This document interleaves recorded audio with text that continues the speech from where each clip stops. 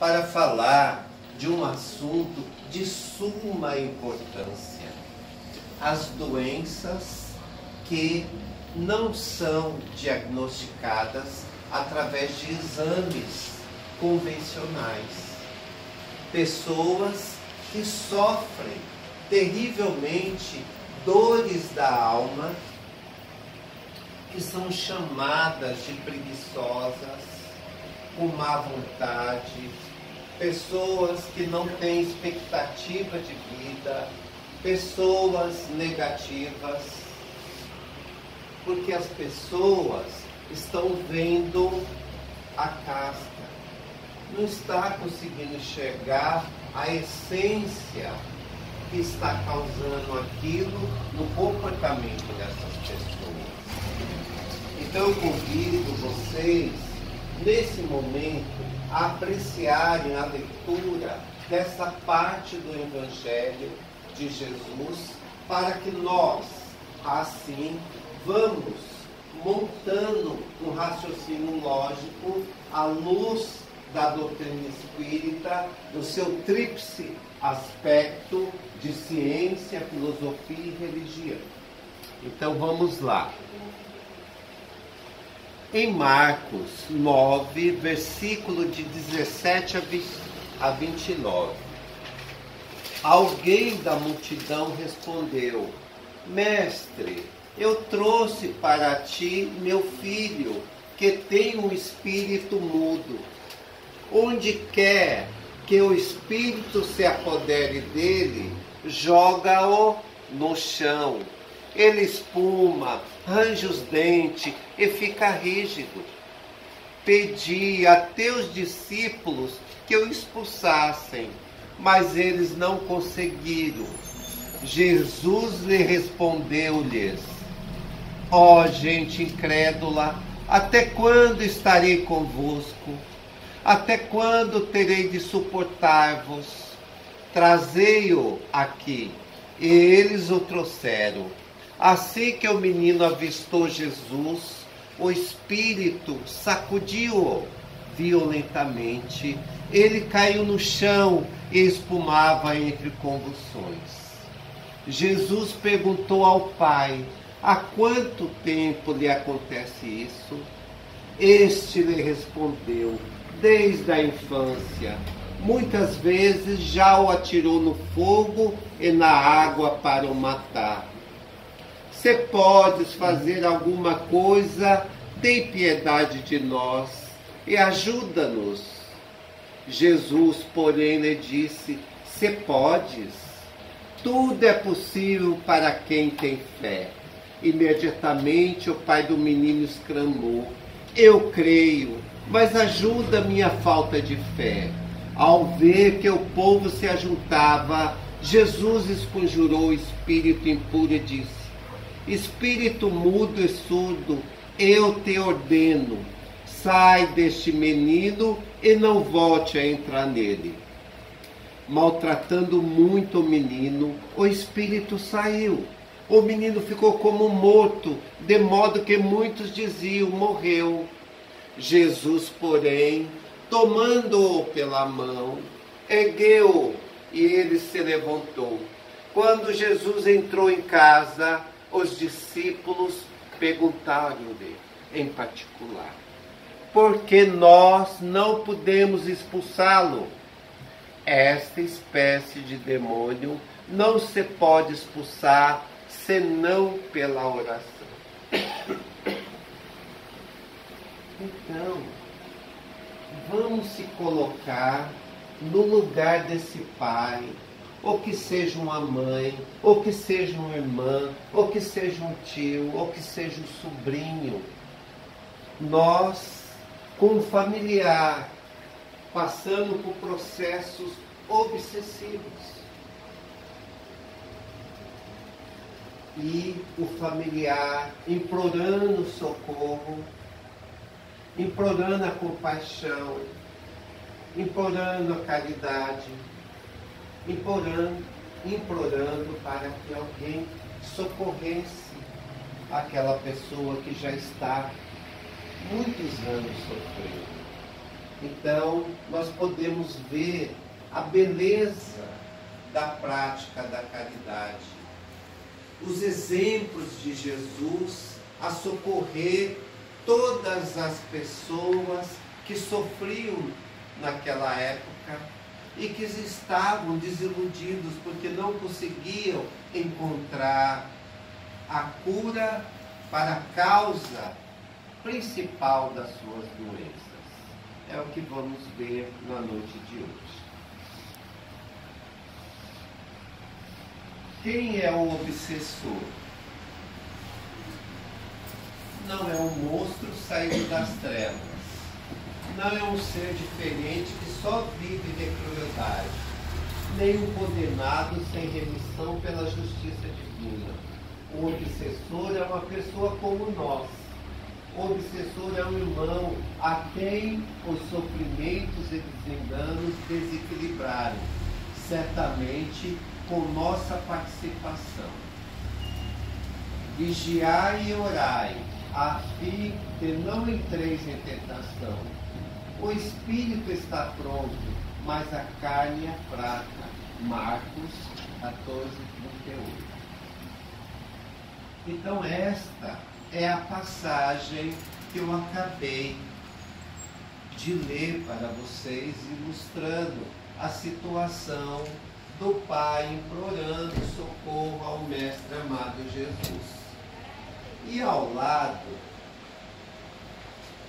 uma mensagem de Paulo de Tarso.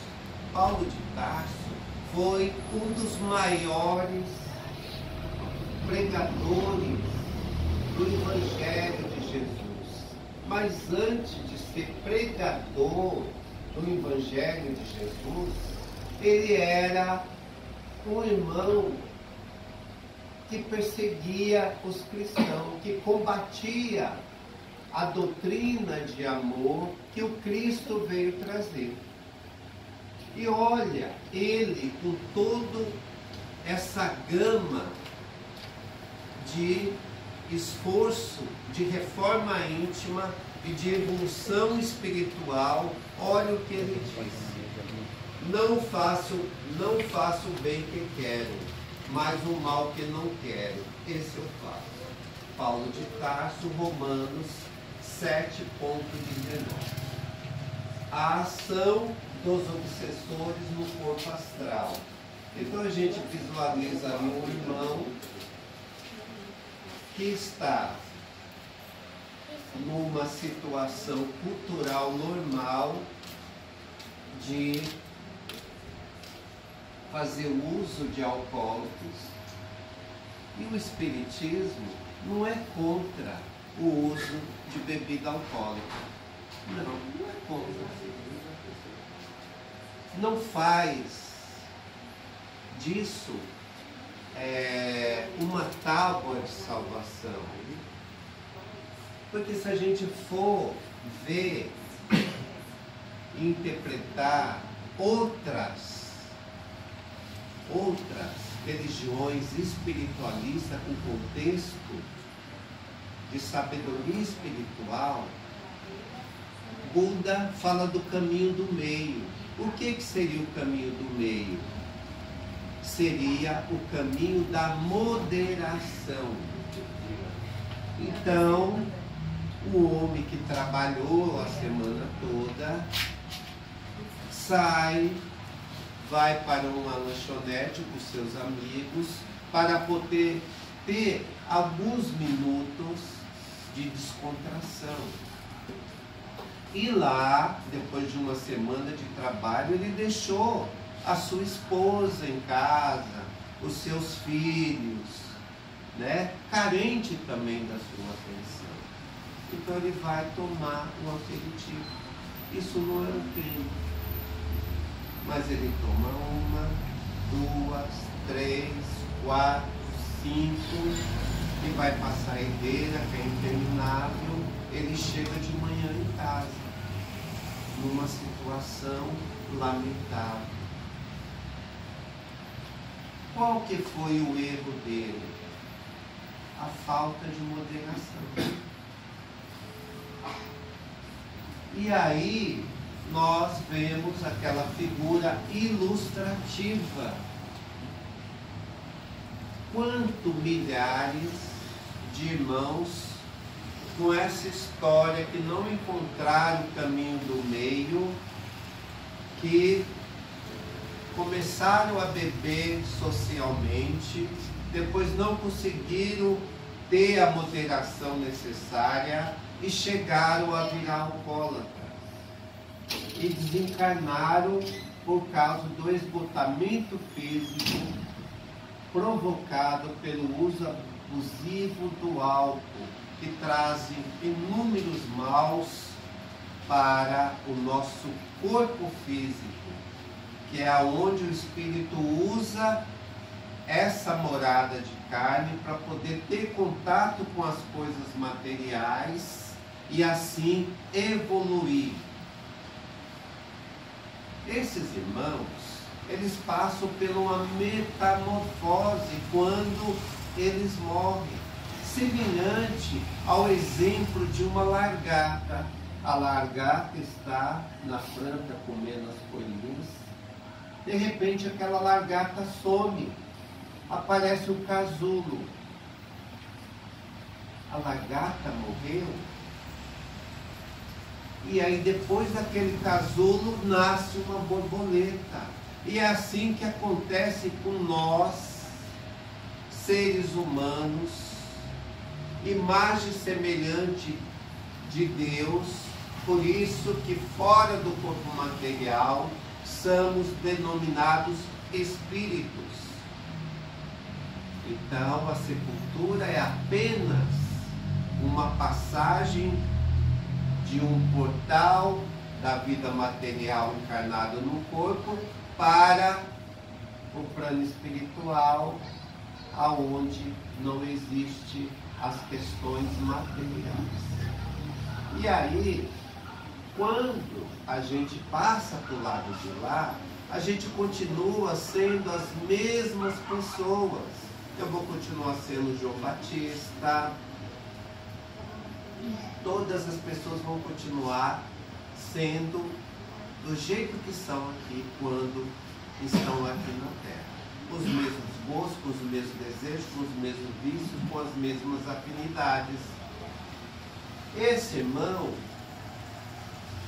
é um irmão que foi alcoólatra e que por afinidade se aproximou de outra pessoa que não conseguiu encontrar o caminho do meio, que bebe exagerado e não se controla, então um se alimentando um do outro, numa simbiose, como se fosse um parasita a sugar as energias.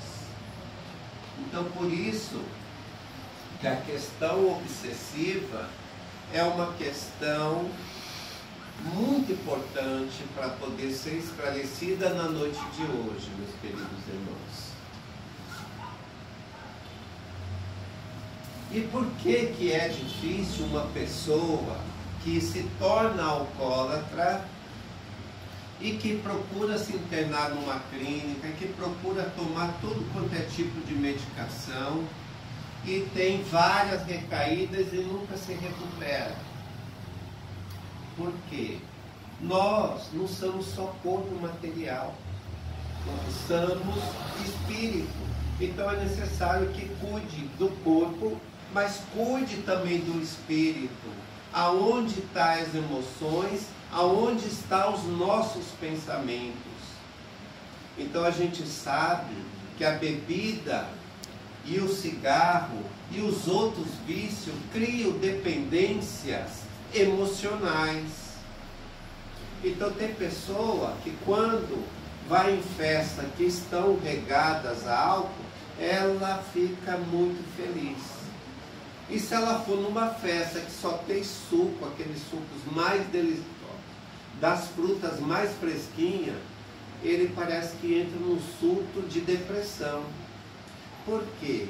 Ele está acostumado com as alegrias artificiais, no cultivo das suas emoções, mais negativas do que positivas, alegrias artificiais. Então ele não consegue ter uma alegria natural, então ele precisa alterar o seu estado de consciência através de alguma droga, lícita ou ilícita. Mente sã, corpo são. Essa é uma frase que não dá nem para precisar quanto que surgiu essa frase. Mas vamos ver ali o pensamento de Lao Tse, ou Tzu. Se eu não tiver feito a pronúncia corretamente, eu peço desculpa. Mas o que vai ser importante não vai ser a casca, vai ser a amêndoa, né? Que é o pensamento dele. Vigie seus pensamentos, eles se tornam palavras. Vigie suas palavras, eles se tornam ações. Vigie suas ações, eles se tornam hábitos. Vigie seus hábitos, eles se tornam o seu caráter. Vigie o seu caráter, ele se torna o seu destino. Então, o irmão que está lá na Cracolândia, que está nas praças, deitado no chão, naquela situação horrível, ele não vigiou seus pensamentos. E ali começou toda a sua contaminação espiritual que levou a situações lamentáveis. Por isso que o orai e vigiai é muito importante. Se alimentarmos a nossa mente com lixos mentais, o que vai acontecer? O que são lixos mentais? Se você fez um juramento de fidelidade na sua relação conjugal, se você se alimentar com pornografia, você vai conseguir ter uma assistência espiritual que te leve a manter essa questão da sua fidelidade? Ou se você vendo pornografia, não vai te estimular a criar pensamentos que vão emitir ondas mentais, que vão se sintonizar com irmãos que passaram pelo processo de metamorfose, espíritos que morreram agarrados à questão da luxúria e o sexo desregrado. Porque o semelhante atrai o semelhante. Nosso pensamento são ondas mentais que vão encontrar espíritos que vibram na mesma frequência vibratória. A semeadura é livre, sendo que a colheita é obrigatória. Então, tudo que nós tomamos de atitudes de pensar e de agir é uma semeadura. Que nós temos o livre-arbítrio, a liberdade de escolher, mas temos a obrigação de se responsabilizar pelo resultado das nossas ações e nossos pensamentos, como fosse a nossa colheita. Evolução do processo obsessivo. A troca de energias deletérias pela sintonia estabelecida entre mentes desequilibradas pode conduzir a alterações significativas de humor, alterações mentais seguidas de alucinações e doenças físicas, infecciosas ou não, domínio mental, loucura e suicídio.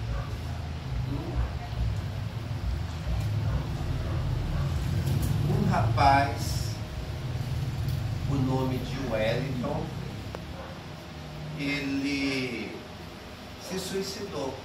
Esse rapaz era um primo meu, porque ele casou, fez o juramento de fidelidade e quando chegou numa certa ocasião, não chegou a puberteira, imagino eu, até, mas se ausentou de casa, foi numa festinha com os colegas e a sua esposa cobrou ele duramente isso.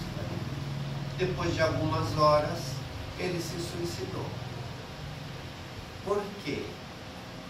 Porque ele fez uma cobrança além dos seus limites de suportar. E nesse momento, os seus adversários do plano espiritual, porque os adversários não são vítimas, não são algozes nossos, são vítimas do nosso passado. E muitas existências, muitos de nós destruímos lares, levamos prejuízo a outras pessoas, e muitas vezes nós reencarnamos e nosso adversário ainda está no plano espiritual, esperando a oportunidade para que, através da nossa sintonia mental, leve a concluir a sua vingança. Então vamos lá. Opa. Não sei o que eu fiz aqui, Pedro. Certo. O que o parasita faz? Resposta: são organismos que vivem em associação com outros, dos quais retiram os meios para a sua sobrevivência, normalmente prejudicando o organismo do hospedeiro. Parasitose espiritual é a ação de um ser humano que não tem mais o seu corpo material e agora é espírito que procura se sintonizar com os seres humanos que alimentam os mesmos pensamentos, desejos, vícios, mas que estão de posse do seu corpo carnal, para que possam sugar as energias e a vitalidade do mesmo por afinidade. Graus de obsessão: simples, fascinação e subjugação. A subjugação é o estágio mais elevado, mas a fascinação é o estado mais perigoso e mais difícil de ser tratado. A obsessão simples é uma parasitose comum em quase todas as criaturas, considerando o natural intercâmbio psíquico existente entre todos os setores do universo. Então, por que a obsessão simples é uma coisa comum? Porque nós temos milhares de espíritos à nossa volta. À nossa volta. E aí, espíritos que vão se sintonizar com a nossa onda mental.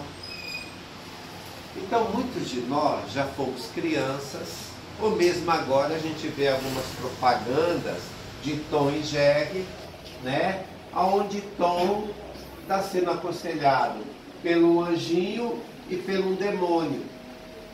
Um aconselhando a fazer maldade para Jerry, o outro falando que não faça aquilo. E aí ele, de acordo com as suas emoções, vai tomar as atitudes de acordo com aquilo que ele está sentindo. Então, se nós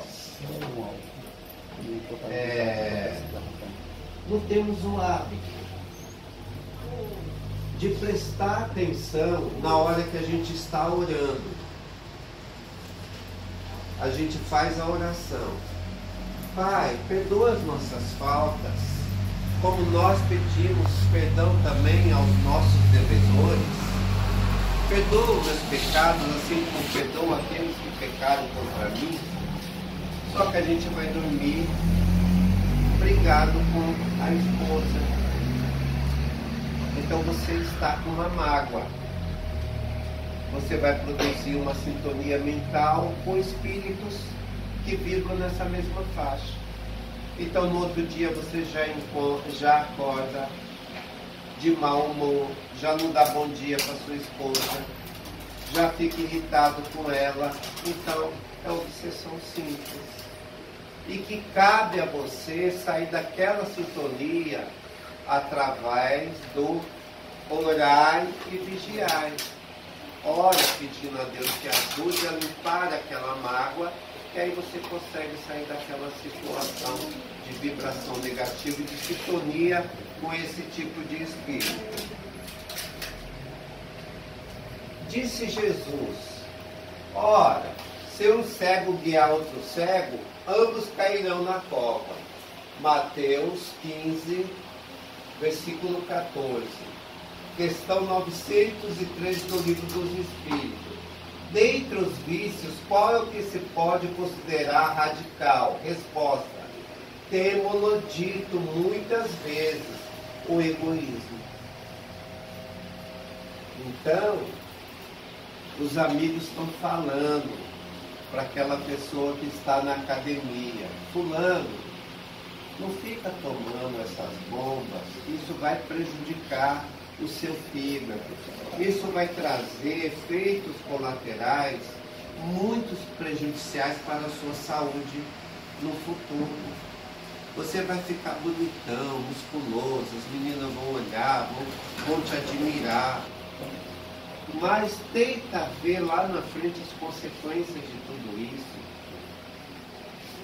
Mas o egoísmo que gera a vaidade descontrolada, o orgulho, faz com que a pessoa não dê ouvido. Aí a pessoa se torna aquela pessoa assim, autossuficiente, uma pessoa que não ouve ninguém e que se acha que está acima de todos e de todos. Então vamos ver o que é a fascinação, por isso que ela é tão perigosa. O egoísmo é a fonte de todos os vícios, como a caridade é a fonte de todas as virtudes. Então, no Espiritismo, nós nos preocupamos com esta máxima, que fora da caridade não há salvação. Por que isso? Porque é o seguinte, vamos repetir uma frase de Madre Teresa de Calcutá: as mãos que servem são mais importantes do que os lábios que rezam. Então, a grande verdade é que toda doutrina que Jesus trouxe, ela exige a prática, não a teoria.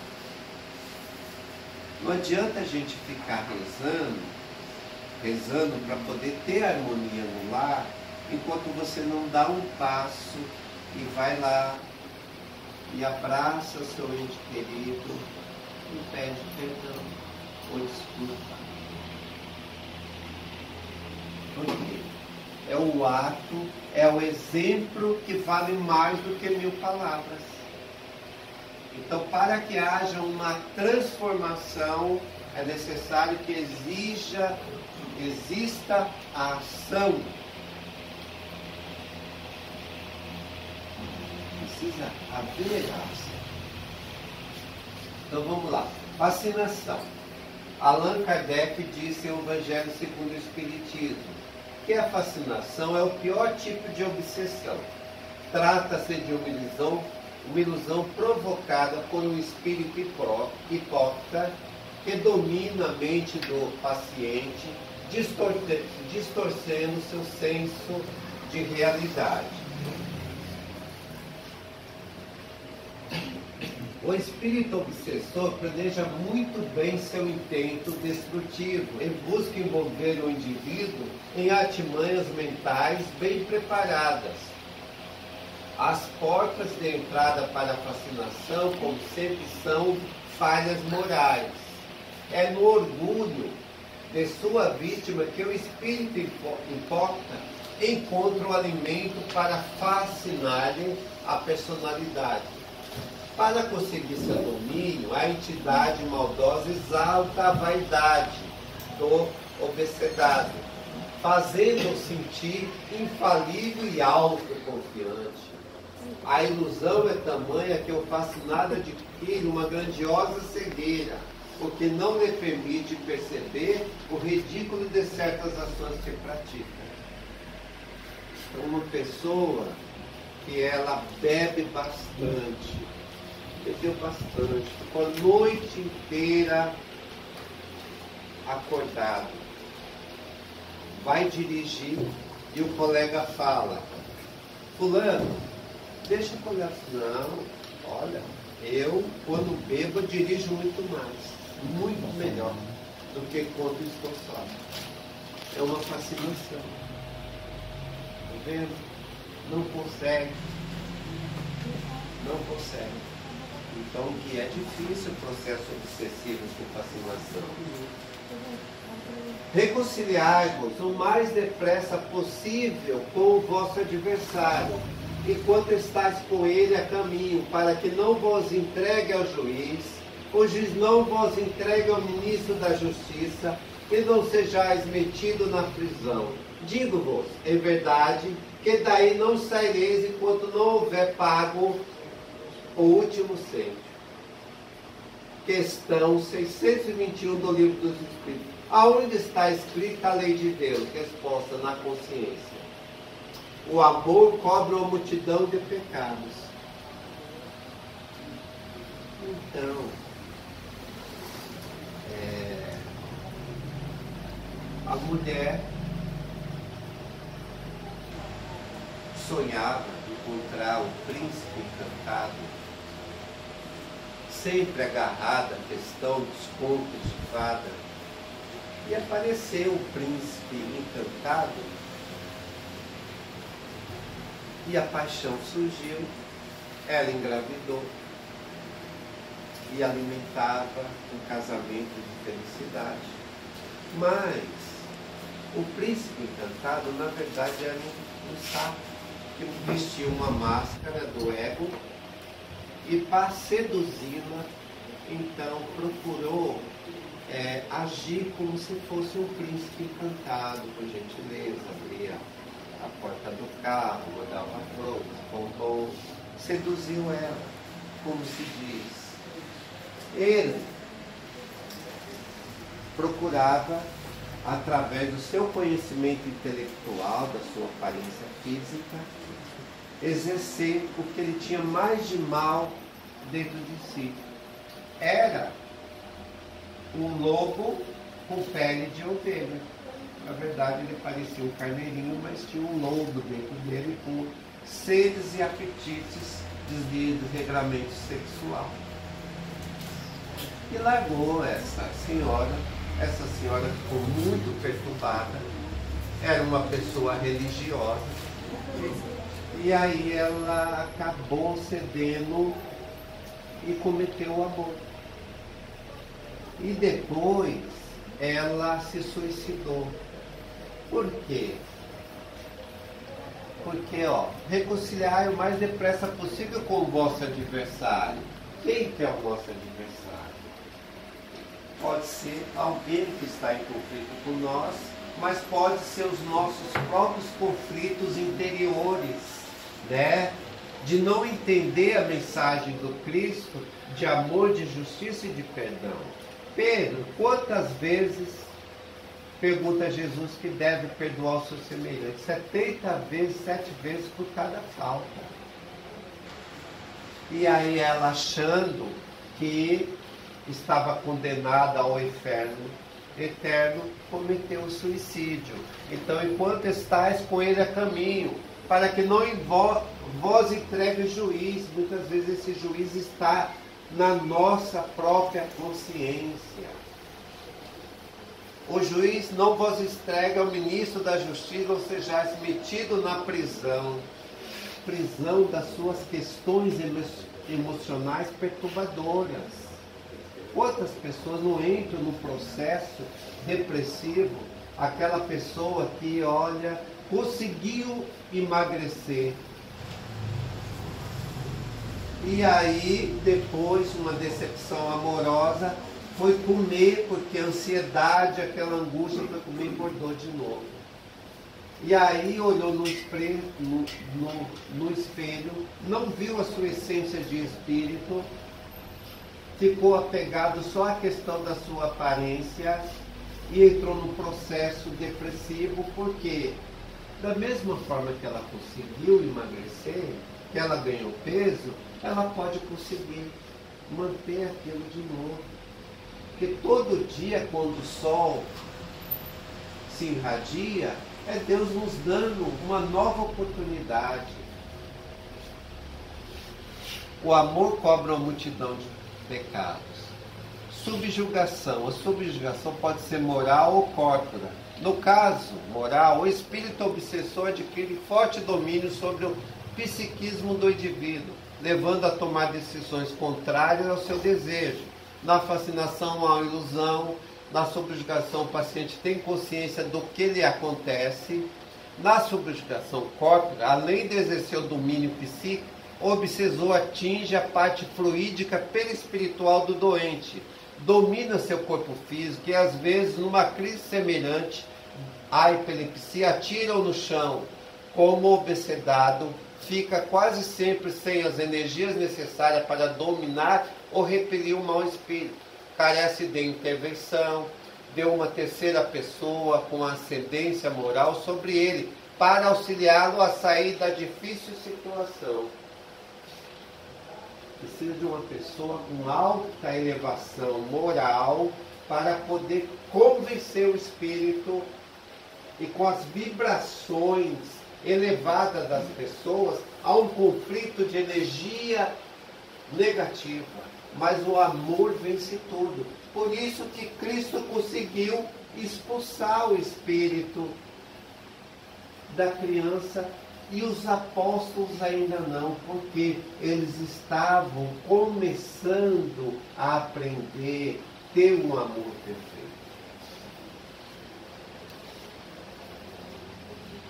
Fora da caridade não há salvação. Então eu quero agradecer a todos que estejam aqui, que sejam católicos, ou evangélicos, ou budistas, ou messiânicos, porque o que importa é a prática do amor. Então venham a essa casa praticar o amor. Venham praticar a caridade. Daqui a pouquinho vamos fazer oração. E nesse momento vocês vão praticar a caridade para os seus familiares, para si mesmo e para o nosso Brasil e para o nosso universo. Fazei aos homens tudo o que quereis que eles vos façam, pois é nisso que consiste a lei e os profetas. Mateus 7, versículo 2. Obrigado, nosso Deus. Energias boas, atrai bons espíritos, traz saúde e equilíbrio, abre as portas do bem e do amor. Energias ruins, atrai maus espíritos, traz doença e desequilíbrio, abre portas do mal e do ódio. Então, toda a terapia aqui que é feita, aqui o reiki, o passe magnético, é para poder desintoxicar a pessoa dessas energias negativas que elas adquiriram por sua forma de pensar. Então, aqui é como você faz um tratamento superficial para poder melhorar.